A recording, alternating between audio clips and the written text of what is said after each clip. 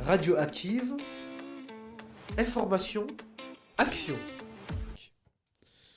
Eh bien, bonjour à tous, bienvenue pardon, pour cette deuxième partie de direct. Donc vous le voyez, j'ai deux nouveaux invités. Ce morceau de direct est préenregistré justement car nos invités n'étaient pas disponibles au moment même du direct. Mais je vais laisser se présenter. Donc pour commencer tout bêtement, pouvez-vous vous présenter respectivement et présenter l'association Syllab ou l'association que vous... ou le morceau, vous m'avez dit Elisabeth, je vous laisserai... présenter. Tu commences, tu te présentes, tu dis oui. Alors, je m'appelle Elisabeth, j'ai 60 ans. Et moi, je suis Delphine de l'association Syllab. Donc, l'association Syllab, elle reçoit toute personne qui a plus de 16 ans, qui n'est plus scolarisée. Et on reçoit les personnes en fait pour faire le point sur ce qu'on appelle les compétences de base, donc la lecture, l'écriture, le calcul. Et quand les personnes viennent nous voir, en fait, elles ont un projet, soit c'est trouver du travail, soit c'est faire une formation professionnelle, obtenir un diplôme. Et on va avec elles faire le point sur la maîtrise de leurs compétences de base pour valoriser ce qu'elles savent faire, valoriser leur réussite, et puis voir également les acquis à renforcer. Savoir le niveau de manière globale. Voilà, c'est ça. Et puis, on va proposer ensuite la formation la plus adaptée. Parce que l'objectif, c'est que la personne puisse réussir son projet. Très bien, d'accord. Du coup, pour quel métier et activité vous avez le plus de difficultés au départ ? Que ce soit les différents domaines Alors, moi, c'est quand j'étais secrétaire, j'étais dans une association. J'ai eu beaucoup de difficultés à écrire. Et surtout, je faisais des fautes d'orthographe et puis à rédiger, quoi. Et c'était compliqué de faire des textes. Donc, j'ai réussi avec des formations de réapprendre et puis demander de l'aide. C'est ça. Très bien. Du coup, qu'est-ce qui vous a le plus aidé ou soutenu dans votre vie ? Alors, c'est d'abord moi-même. J'ai avancé. J'ai progressé, et grâce aussi à mon mari, à ma famille, mon soutien de ma famille. J'ai été aussi aidée par une association, par Syllab. Et puis j'ai fait pas mal de formations avec l'INSUP. Très bien. Donc ça m'a beaucoup aidé. Vous pouvez peut-être en parler de cette formation ? Oui, c'est surtout de réapprendre à reprendre confiance en soi, apprendre à écrire, et puis à lire, et puis l'informatique. Okay. Pour être un petit peu plus autonome. Très bien. Du coup, y a-t-il une chose que vous auriez aimé apprendre plus tôt grâce à la lecture et l'écriture ? Oui, d'avoir eu plus de formation. Quand avoir accès plus facilement. Pour avoir accès tout ça à l'écriture, de comprendre pourquoi je n'ai pas pu passer de diplôme, tout ça. Très bien, ok. Depuis que vous avez appris davantage à lire ou à écrire, qu'est-ce qui a le plus changé pour vous ? Alors, qu'est-ce qui a le plus changé pour moi ?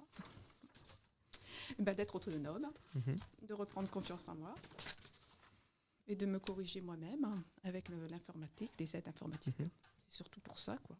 Puis avoir plus de compétences. Très bien. Qu'est-ce qui vous rend le plus fier au final dans votre parcours de vie ? D'avoir réussi.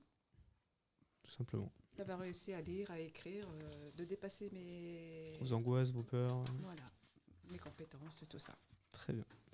Et pour terminer, quels conseils donneriez-vous aux jeunes d'aujourd'hui qui, par exemple, auraient pu avoir les mêmes soucis que vous au départ quels conseils vous donneriez pour les aider à évoluer ?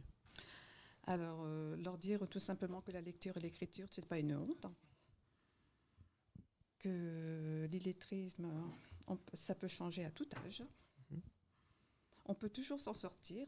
On peut toujours demander de l'aide aux enseignants, aux formateurs et des associations comme vous, aussi là. Est-ce que Delphine, vous vouliez rajouter quelque chose ? Oui, je crois que en fait, les difficultés en lecture-écriture, l'illettrisme, il faut en parler parce que les personnes qui le vivent, elles ne vont pas le dire. Et on voit que ça a des impacts très forts dans la vie personnelle, ça dévalorise l'image qu'on a de soi, ça empêche de faire des choses parce qu'on n'a pas les compétences, parce qu'on ne va pas oser, ça oblige à choisir des métiers par défaut et pas de faire le métier qu'on aurait envie de faire. Et c'est un défi social, hein, parce que les causes, elles sont multiples. Ça peut être un passé scolaire qui est difficile, ça peut être des ruptures familiales, ça peut être aussi, pour certains, le fait de ne pas utiliser la lecture ni l'écriture, et on perd, on oublie, et ensuite, c'est difficile à dire. Et moi, je crois que, voilà, Elisabeth, elle a un message d'espoir, elle dit, bah oui, c'est possible de réapprendre. Et à un moment, voilà, il faut oser le dire. Et il faut aussi en face avoir des gens qui vont vous écouter. Sont compréhensibles, qui vous voilà, écoutent. donc à la mission locale, je pense que les conseillers, ils sont attentifs à ça. Oui. Et je crois que le message qu'il faut dire aux jeunes, c'est allez-y, il ne faut pas avoir hésiter. Honte. Voilà, il ne faut pas avoir honte. Parce que ce dont on se rend compte aussi, c'est que les personnes, elles ont développé des tas d'autres qualités. Voilà, l'être humain, il ne se définit pas uniquement par je lis et j'écris. Oui. On a des tas d'autres qualités, on a une mémoire extraordinaire, on sait faire des choses que votre conseiller mission locale ne sait pas faire. Donc voilà, je crois que c'est ça qu'il faut, c'est vraiment valoriser la personne parce qu'elle a des qualités, elle sait faire des choses, et lui dire qu'on peut réapprendre. Voilà, je crois que c'est le message important. Et en tout cas, merci beaucoup de nous avoir été permis avec nous. d'en Je pense que vous parler. avez encore une dernière chose à rajouter. On a encore un peu de temps.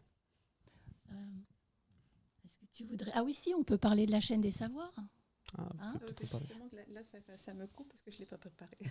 Alors, la chaîne des savoirs, en fait, c'est une association qui regroupe des adultes qui ont été en situation d'illettrisme ou de difficulté de lecture et d'écriture, et qui, à un moment, ont repris le chemin du réapprentissage à l'âge adulte, et qui, aujourd'hui, témoignent pour dire aux autres que c'est possible, on peut réapprendre, pour dire à ceux qui n'osent pas encore enlever leur masque et tenter le réapprentissage, qu'il y a des lieux de formation. Et nous, on a la chance, en Nouvelle-Aquitaine, d'avoir une région qui propose des programmes dédiés. Donc, il faut en profiter. Voilà, et donc, Elisabeth, elle est une des ambassadrices. Nous, la chaîne des savoirs a des maillons. Et en France, il y a à peu près 13 maillons. Il y en a un en Belgique aussi. Et donc, on se retrouve, on mène chacun dans notre département des actions pour en parler. Voilà. Donc, nous, on s'est dit, tiens, on va essayer de parler aux jeunes. Et merci en tout cas de nous donner l'antenne. C'est sûr que je pense qu'il y a plein de jeunes qui sont sûrement pas au courant qu'il existe ce genre d'associations, de plateformes, tout ça. Et du coup, où est-ce qu'on peut vous retrouver précisément ? Est-ce que c'est à Agen ? Est-ce que c'est les alentours ? Nous, donc, pour un jeune qui aurait envie de réapprendre, le plus simple, c'est de venir à Silab. Donc, on est au 145 avenue Henri Barbus. C'est juste en face du nouveau Grand Frais et du nouveau Lidl. Ok. Voilà, donc on prend un rendez-vous, c'est très simple, le rendez-vous ça dure maximum 1h30, c'est gratuit, on peut revenir autant de fois qu'on veut, et puis ensuite on proposera à la personne différentes aides en fonction, le meilleur endroit pour réapprendre.